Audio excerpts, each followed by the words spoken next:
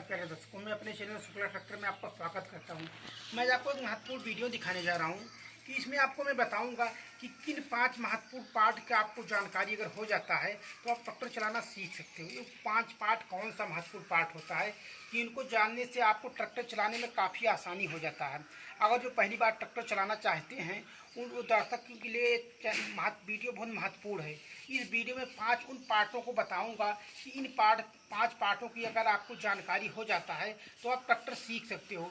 कई कमेंट आ चुका मैं अगर स्वराज 744 चलाता हूं तो अदर गाड़ी चलाने के लिए अगर इन 5 पार्टों की जानकारी हो जाती है तो कोई भी ट्रैक्टर आप चला सकते हो। अब कोई भी ट्रैक्टर चाहे जिस कंपनी का हो, इसी आप ये 5 पार्ट जो होते हैं सभी में ये पार्ट पाए जाते हैं। अब ये 5 पार्ट कौन से होते हैं मैं आपको इस वीडियो में बताने वाला हूँ।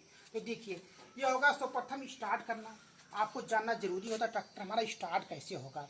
ट्रैक्टर चालू करना सर्वप्रथम महत्वपूर्ण होता है। अगर आप ट्रैक्टर चलाना चाहते हो तो आपको सर्वप्रथम होता है ट्रैक्टर चालू करना। ट्रैक्टर स्टार्ट कैसे होगा, तो आपको ट्रैक्टर स्टार्ट करने के लिए चाबी लगाने के बाद में आपको गियर का न्यूट्रल होना जरूरी है। अब कई कमेंट आ चुका कि मेरा ट्रैक्टर स्टार्ट हो जाता है बिना न्यूट्रल किए, तो हाँ आपको आगे हो जाएगा, गियर में भी स्टार्ट हो जाएगा। मान लीजिए क्लच दबा के स्टार्ट कर सकते हो, लेकिन इसमें खतरा रहता है। तो खतरा को जहाँ पे खतरा उसको खतरे वाला काम नहीं करना चाहिए। आपको न्यूट्रल करके ही गाड़ी को स्टार्ट करना चाहिए। जो अभी नई ट्रैक्टर आए हैं उसमें तो नया टेक्नोलॉजी दिया गया है कि आपका अगर न्यूट्रल नहीं तो ट्रैक्टर स्टार्ट नहीं होगा। लेकिन जो पुराना ट्रैक्टर होते हैं उसमें ये सिस्टम नहीं दिया गया है। तो आपको मैं बताना चाहता हूँ कि जो पुराने ट्रैक्टर हैं उनमें अगर ये टेक्नोलॉजी नहीं दिया गया, लेकिन आपको पर भी ये पालन करना जरूरी होता है। तो ट्रैक्टर को न्यूट्रल करके स्टार्ट करें, ये हो गया आपको एक ट्रैक्टर चालू करने में हो गया। अब गियर का इस्तेमाल किस तरह किया जाए, ये हो गया क्लच। मान लीजिए ये क्लच हो गया।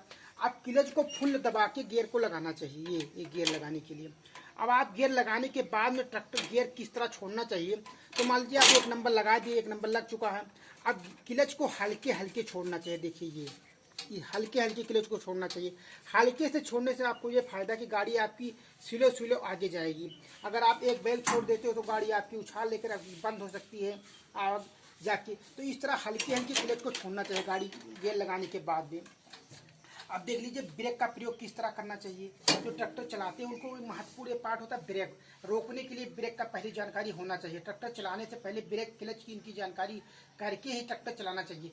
कई लोग क्या होता है अधूरी जानकारी लेकर ट्रैक्टर चलाने लगते हैं। अधूरी जानकारी लेकर कोई कार्य नहीं करना चाहिए। आपको पूरी जानकारी लेकर ही कोई कार्य करना चाहिए। आप मान लीजिए ट्रैक्टर चलाना चाहते हो तो पूरी जानकारी होना चाहिए कि क्लच ब्रेक का क्या कार्य होता है, किस तरह क्लच ब्रेक का कार्य करना चाहिए। तो मैं आपको बता रहा हूँ, मान लीजिए आपको ब्रेक लगा के रोकना है, ट्रैक्टर को आगे जा रहा है रोकना है, तो किस तरह रोकना चाहिए। ट्रैक्टर एक पावरदार ट्रैक्टर होता है, पावरदार गाड़ी में आता है। तो इसको रोकने के लिए क्लच और ब्रेक को साथ में दबाना बहुत महत्वपूर्ण। वैसे सभी गाड़ियों को क्लच ब्रेक का प्रयोग करके ही रोका जाता है। लेकिन ट्रैक्टर क्या होता है, ट्रैक्टर अदर गाड़ी होती है बंद हो जाती नहीं रुक जाएंगी, लेकिन ट्रैक्टर बिना क्लच दबाए नहीं रुकेगी।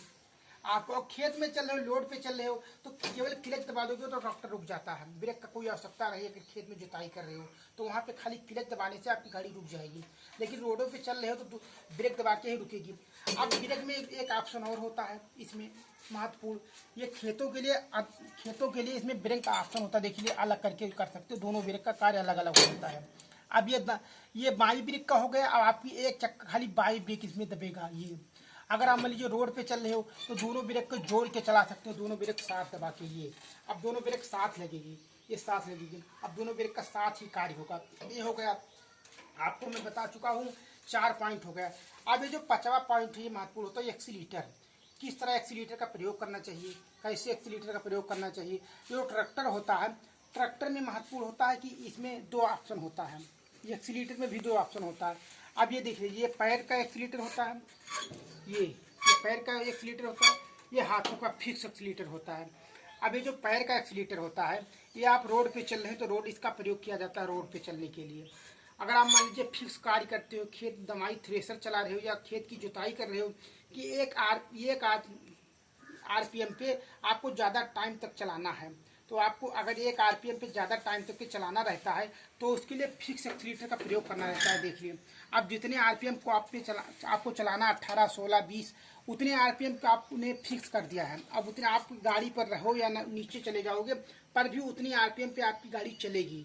ये होगा एक्सीलीटर। अब दो एक्सीलीटर का दो कार्य होता है। खेतों के लिए ये एक्सीलीटर का प्रयोग किया जाता है और रोडों पे चलने के लिए पैर का एक्सीलीटर का प्रयोग किया जाता है।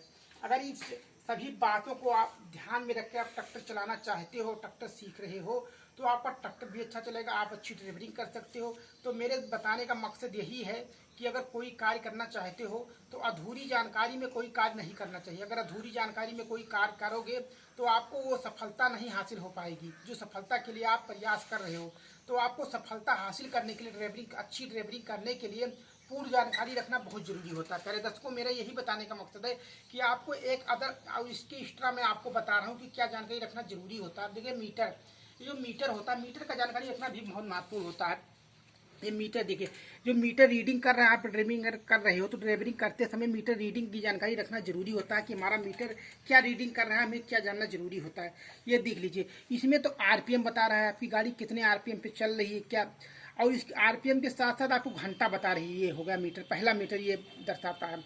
अब दूसरा आ गया, ये बैटरी चार्जिंग मीटर है कि आपकी बैटरी चार्ज हो रही है, किस तरह आपका अल्टरनेटर सही ढंग से आपकी बैटरी को सप्लाई कर रहा है, करंट उपलब्ध करा रहा है, बैटरी आपकी चार्ज हो रही है।